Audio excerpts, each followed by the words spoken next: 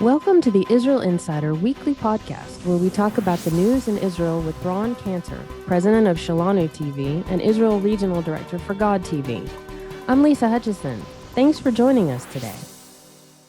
Ron, today let's start with a really interesting story that we found in Israel about a woman, a Jew, who decided to do a good deed and where all that led. Yeah, let me just say hello to everyone. It's great to be back with you this week. I heard this. I read an article and then I heard the podcast where the reporter who wrote the article talked about it from the Times of Israel, the place that we get a lot of our news from. Great English website. But this is the story of Adit Harel Sigal, and her grandfather survived the Holocaust. And she just felt like, you know what, I want to give back. I want to kind of like thank God that my grandfather survived by doing what we call in Hebrew a mitzvah. In religious circles, when it's a little bit different, say in Christianity, you do a good deed because you're so grateful for what the Messiah did for you. In Judaism, it's much more of it can be just to honor somebody. It could be to say, "Hey, God, look at me. I'm doing what I'm supposed to do." And so she wanted to honor her grandfather by doing a mitzvah, and she decided that she was going to give her kidney away. Wow. Now she has two, like most of us. Wow. And she's 50 years old. You know what's funny, Lisa, is I read that she was 50, and my first thought was, boy, she's old. And then I remembered I'm 56. Like I constantly have to remind myself that I'm post 50. I sure don't feel like it, thank God. That's But awesome. but 50 just isn't old like it used to be. When I remember I'm 56, then I think, oh my gosh, she's a spring chicken. But this young, strong woman, There you go. she wanted to do something valuable, honorable in the memory. I'm assuming her grandfather is no longer with us. In the memory of her grandfather who survived the Holocaust, so she decided that she was going to give her kidney away to somebody who needed it, and she encountered fierce resistance in her family. Her husband was very much against it. Her father was extremely against it. And she said that was the most difficult thing that she went through. She said, I encountered wall to wall opposition. The person who took it the hardest was my father, who was really afraid, as if I was going to die. He thought by losing a kidney, because he had known others who had died from kidney failure, that she was going to die, or that she would need that kidney later on, the second kidney. And he was just terrified. And that was difficult for her. But her kids, they looked at her like she was a real superhero. And but things become complicated, Lisa, when she finds out that the person next on the list is a 3-year-old boy. His name is Bilal, and he lives in Gaza. Wow. Now, this is, I'm not sure. Do you know the date of this? I think it was after the war, right? It was, right. It Yeah. was. Yeah. So this is in the backdrop of 4,000 rockets sent by Hamas, unprovoked. Now, I'm not saying that we're perfect in Israel, and I'm not saying that there weren't, there were definitely controversial issues going on, but they escalated a land dispute to potential murder. Well, murder. People did die. And so she finds out that the fellow next on the list, now listeners might be interested to find out that there's not a Jewish list and an Arab list. There's just a list. Right. We're all created in the image of God. And she finds out that this 3-year-old kid, Bilal, he's from Gaza, and none of his family were able to donate.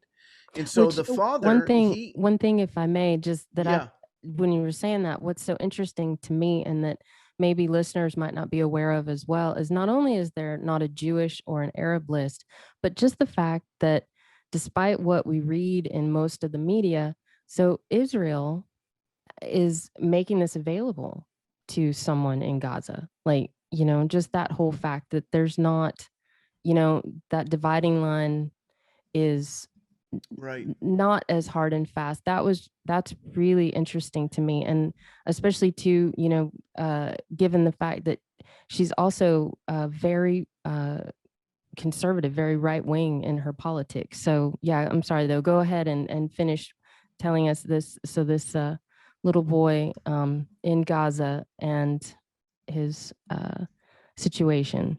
So yeah, it is interesting, and listen, I'm not going to pretend like there aren't sensitivities. Mm-hmm. I am sure the first thing this father thought is there's going to be a Jewish kidney in Mm-hmm. my Mm-hmm. son, and Sigal, who is she's a right wing Israeli. She believes that the land of Israel belongs to the Jewish people, not to Arabs who came into this region Mm-hmm. later in later centuries.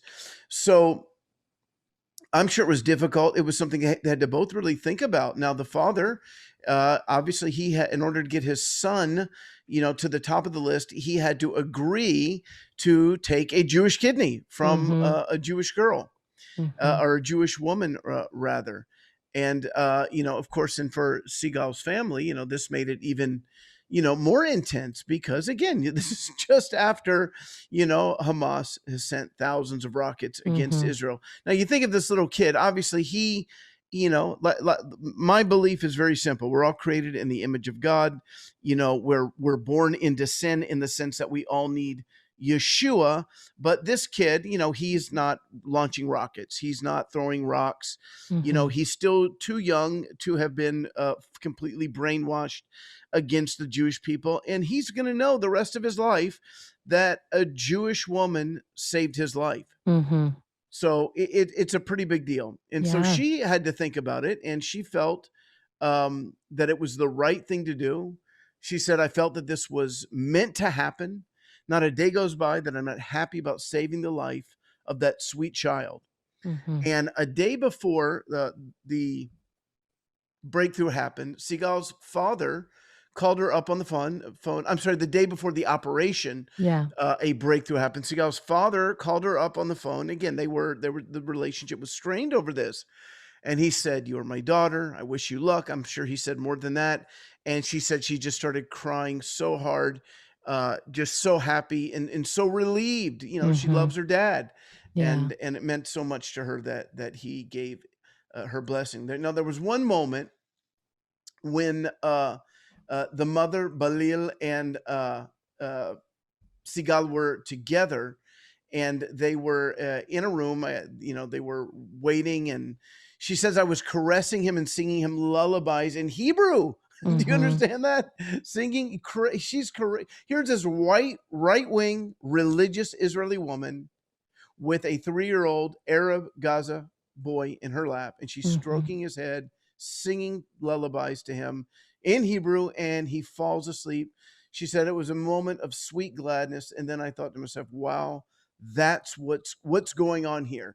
I'm with a Palestinian woman Mm-hmm. and a child from Gaza." Lisa, it was just over a month ago that John Oliver from HBO, Mm-hmm. he recorded a really inaccurate, ignorant diatribe against Israel regarding what was happening between Israel and Gaza at the moment. It was completely emotion based, Mm-hmm. not reality based, Right. and coming from a left wing social justice warrior such as himself. And we reached out to him as best as we could. We tagged him on the Facebook post, and we boosted it. We did what we could to get a hold of him. Not that we expected a response, but we made a commitment that he would, if he'd have just a discuss. I didn't want to attack him. I wanted to have a discussion with him, just to tell him the reality of the situation on the ground in Gaza. And I said if he would do that, we would donate $10,000 to children in Gaza affected by the war. Mm-hmm. And he never responded. But we thought to ourselves about a week later as a ministry, well, we don't want to say that we're willing to do it only if he talks to us. We care about those people. God cares about the Arabs Right. of Gaza, of the West Bank. Mm-hmm. I am a right wing Israeli. I believe that the promises of God regarding the land of Israel to the Jewish people are in effect, that the Abrahamic covenant has not been declared null and void. It's still working today, and that's why you see Israel prospering as it does, technology breakthrough, Nobel Peace Prizes. I mean, we are killing it on every that's the blessing of God. That's the Abrahamic covenant in effect. But as believers in the Bible, we're also called to walk in incredible supernatural love. And so we decided that we were going to give that $10,000 regardless. And we found an organization that we could trust, because we wanted to make sure that the funds did not go into the wrong hands, and it went into a organization of doctors on the ground there that were helping victims of the war. So that's one of the reasons why this story touched me, because I understand her mentality, which is, no, I don't agree with what you're doing. You're raising terrorists over there. Hamas is a horrible organization. And really, they've enslaved the people of Gaza. There's probably some people in Gaza who really don't hate Israel. They just don't, they have no freedom. But most of them are brainwashed. I mean, I'm not looking through rose-colored glasses. So let's get back to the story here. She went through the operation, and now this young Bilal, Arab boy in Gaza, has a Jewish kidney that saved his life. And I'm sure that she's going to stay in touch with their parents. And it was such a great testimony to their parents, who probably have been told their whole lives that Israelis are savages. Now, again, if Sigal was a left-wing activist Israeli who hated her own government, it wouldn't have meant as much. The fact that she is right-wing, that I think somebody in her family had been murdered by terrorists. That was another part of it that was so intriguing to me, was her father, who had such, difficulty with the decision, not only because of his daughter and the action she was taking, but because of his own history, which was his parents, Sigal's grandparents, were actually murdered by terrorists in 1948. And then his adopted uncle, he was only one, her father was only one at the time, and he was adopted. And then in like the early 2000s, I think it was, during the second Intifada, his adopted uncle, was also murdered by Palestinian terrorists in Jerusalem during an attack. So yeah, she had like a lot. Well, you have to wonder if that was the grandfather that she was honoring. I don't know, like I wondered if it was that or the maternal, I think probably the maternal grandfather, but yeah, whatever it was, she definitely had a very strong notion from that grandfather that led her to do this good deed over politics and family matters and all. It was it's an amazing story.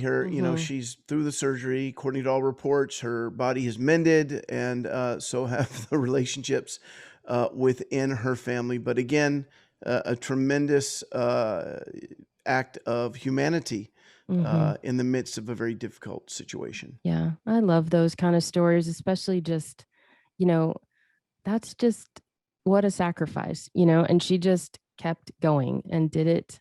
And now, this little boy, his life has changed, and that was person to person. And who knows, how all that will affect the future. So I think it's really great to hear good stories like that as well in the world, with all the other things going on in life.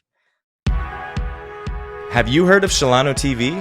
It's the only 24/7 Hebrew language gospel channel, and we are reaching tens of thousands of Israelis. Learn more at shalanotv.net. That's shalanotv.net. So our next story that was really interesting, when you were saying about the situation just in May with dealing with the terrorism coming out of Gaza. Well, I saw further evidence that the struggle Israel's had with terrorism is long-standing, about 3,000 years at least. So this week, one of the times when I came over to Israel, I got to go to an archaeological dig, and I'm a bit of a nerd like that, and really enjoyed digging up through the pottery and all sorts of stuff like that. It was really fun. So in Israel, archaeology is an everyday thing, and a couple of archaeology sites found some interesting things that we have stories on this week. Would you share a little bit with the Sure. listeners about what they found? Yeah, I got an email yesterday from somebody, spam. He sent it to a bunch of Jewish ministries, and he was basically saying, "Prepare to leave Israel because you stole the land." And it's one of the reasons I love these articles or these findings is it proves that no, we didn't steal the land. The land was stolen from us. Israel's been a nation for over 3,000 years. King David was a real person who made Jerusalem his capital. Now it's 3,015 years ago. And we're getting more and more proof of all of these things. And recently, archaeologists found in the West Bank, Benjamin area, a 3,000-year-old piece of pottery, and it had an inscription on it with the name Yeruvaval. Now, Yeruvaval is a name that was given to Gideon.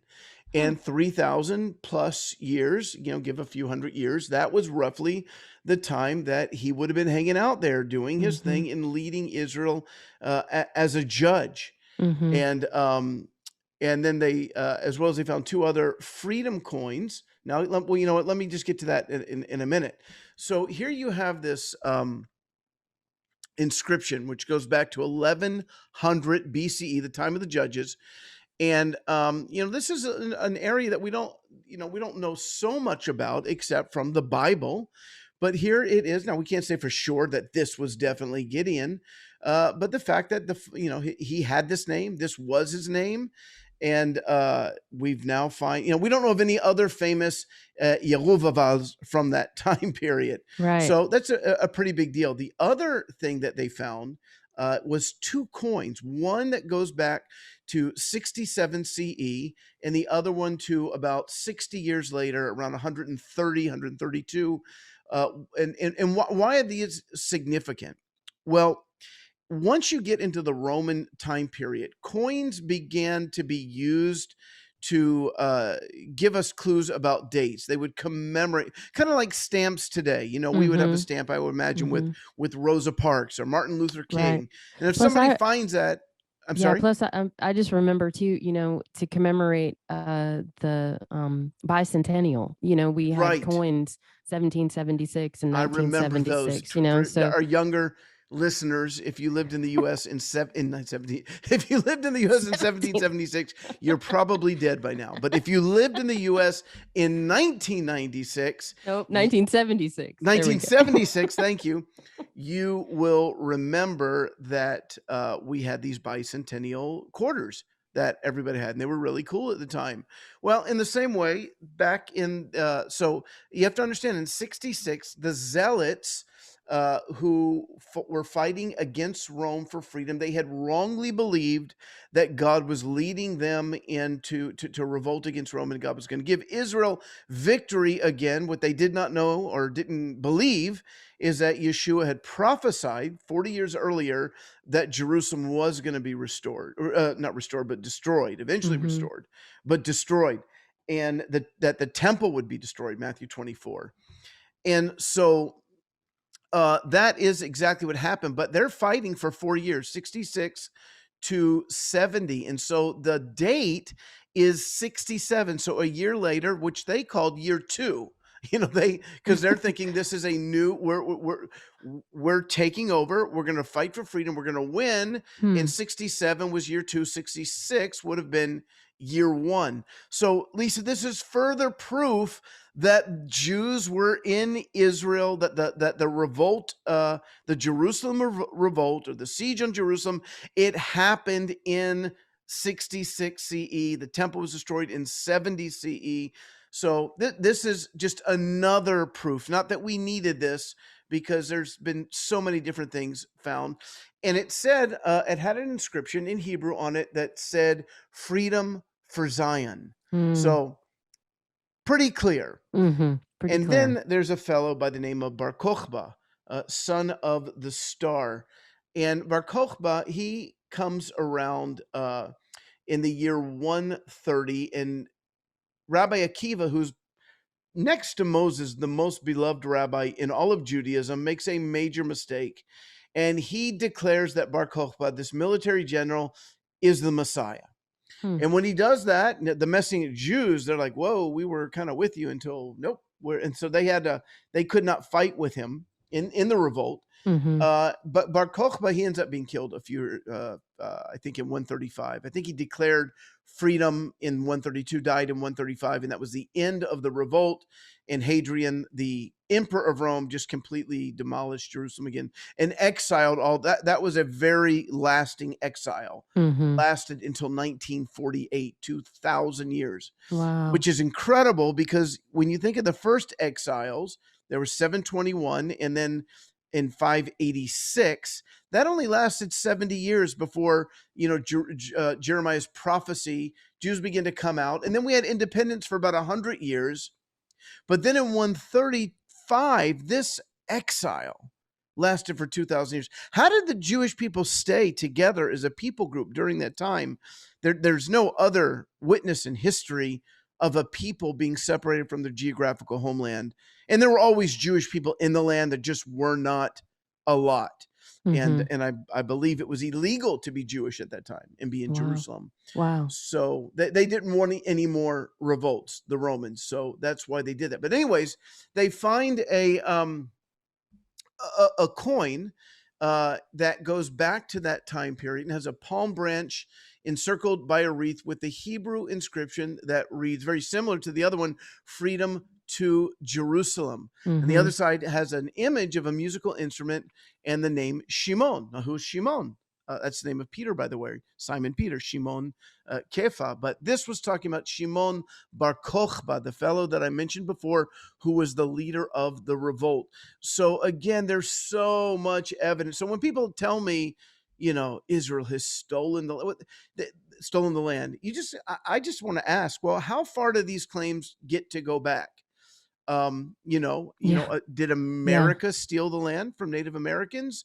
Did, Russia stealing Ukraine, China, in different areas, Tibet and Taiwan, and, it's not like Israel is the only nation in the world with disputed territory, but the difference between Israel and all these other nations is we can prove that we had an independent nation here for a very long period of time, starting over 3,000 years ago. So the question is, what are the statutes of limitation? And to be clear, we did not displace anyone. We were, I don't want to get into all that right now. I know it's not what the podcast is about. I'm getting ready to do a history thing for some of our God TV family in India on this whole thing. But there's so much misinformation. But Israel was delighted to take 10% of historic Palestine that the Romans gave, that Great Britain promised to the Jewish people in 1917. 80% was given to the Arabs to create a Palestinian homeland in Jordan. And then they said, let's take the UN in 1947. We'll take the other 20%. So we've already lost 80%. We'll take the other 20%. We're going to cut it in half, and we're going to give half to the Jews and half to the Palestinian Arabs who are on the west side of the Jordan. A lot of people don't know that most of Jordan is made up of Palestinian Arabs, not Jordanians. And so I didn't know we said in 1947 to it's called the partition plan. Sure, absolutely, no problem. We will be happy with 10% of what was promised. Just give us a nation where there won't be another Holocaust. And the Arabs said, nah, we're going to instead fight a war, and we're going to get 5 Arab nations to attack you, and we're just going to kill you all. Wow. Well, that didn't work out too well for them. Israel became a nation, but we have always been more than willing to have peace with our Arab neighbors. If you're enjoying the Israeli Insider podcast, then make sure to sign up for Ron's emails from Israel, full of news, teaching, and his new series, 52 Stories of Life in Israel, sent out every Sunday. Just go to roncanner.com to sign up. And speaking of that piece, how about let's do a little recap of the week in politics there in Israel. Some interesting new developments, new openings, new doors. So how about just give us a little roundup of what all's been happening in the last week there? Sure. Well, as many of our readers and listeners know that we have a new president, Isaac Herzog, and he's hit the ground running. He was in Tel Aviv last week this week for the opening of the embassy of the UAB. We just opened our embassy in the Emirates, and now they come back and they've opened theirs in Tel Aviv. I guess it was too much to ask them to do it in Jerusalem. It would have been nice, but a bit too much. Yeah, maybe someday. Of course, Yair Lapid continues to, he was in Abu Dhabi for the opening of the embassy there, and he's now in Europe. And I mean, he really has hit the ground running. There's been a couple embarrassing things for the new government at home. And a big part of that is because the Likud party, who would agree with a lot of the things that we want to do, they have just decided to not cooperate. They're so angry that they're not in the government that they will not cooperate on any logical, normal legislation, stuff that right-wing Israelis would be for, in hopes of toppling the government. One thing I will mention is that former Prime Minister Benjamin Netanyahu has left the official Prime Minister's residence roughly a month after the new government came together. He has left, and Naftali Bennett is making arrangements to spend part of his week in Jerusalem there, and then part of his week at home in Ra'anana, where I lived for 11 years. We are best of friends. We grew up together. That's not true, but we did live in the same city before I knew who he was, before he was in the government. So there's some interesting things, but probably the most significant thing is this. Okay, so let's go back a year ago. Benjamin Netanyahu convinces Benny Gantz to create a government with him. In order for that to happen, Benny Gantz had to split the Blue and White Party, which he had formed with Yair Lapid. It was considered, depending on who you are, it was considered an act of betrayal to his voters, because he swore he would never serve with Bibi. That was part of their party line. And then others saw it as an act of patriotism because they didn't want Israel to go to a fourth election. And so he compromised, and he trusted Bibi, and they had to make some changes to the Israeli constitution. I'm using the word constitution. We don't have a constitution. We call it the basic law. But for our listeners, I'll use that term because they understand what that means. And they had to make some changes in order for there to be a two-headed government. And they had to put certain things in the law that would guarantee, for instance, that Bibi couldn't just wait until his 18 months were over and then collapse the government.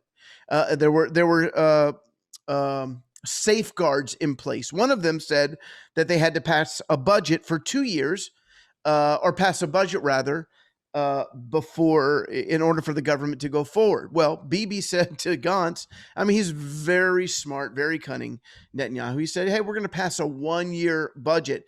Gantz said, no, we're not. We're going to pass a 2-year budget. And the reason we're going to pass a 2-year budget, because I know if we pass a 1-year budget, then as soon as your 18 months is over, you're going to collapse the government, and I won't be able to serve as prime minister for my 18 months. And so neither of them would budge on that. And that's what brought the government down, because it said that I think it may have been 100 days they had to pass a budget. They didn't. We went to new elections. And now we have a similar situation. It's a little bit different because it appears that the two leaders who are now leading the government, which is Yair Lapid, who is the party in the government with the most seats, and then Naftali Bennett, who is the party in the government who could have either the kingmaker, if you will. He made himself king in this instance. But if he had not agreed, there wouldn't have been a government. They needed his seats that bad. And in order to get his right-wing party to come in, they had to make a lot of concessions. The most important was to allow him to be prime minister. They also have safeguards in place. So for instance, if Naftali Bennett decides after his 2+ years that he's going to not collapse the government, but reform his coalition with, say, Likud and other parties, and kick out the center and the left-wing parties, it says that he can't be in the government. He can't be a cabinet member. Hmm. So that basically would take away all his motivation. He would Mhm. probably want to continue to be prime minister, but he Right. wouldn't be able to be anything. Well, they took that out. They're not going to have that in place. And when they were asked about that, both Lapid and Bennett said, "Hey, we trust each other." Now, Hmm. I don't know if this is the smartest thing that Yair Lapid could have agreed to, and I'm not sure why he agreed to it. But I will tell you this: since the time Lapid has gotten into government, he has sought to create a new atmosphere. Mhm. It's a vicious, vicious atmosphere.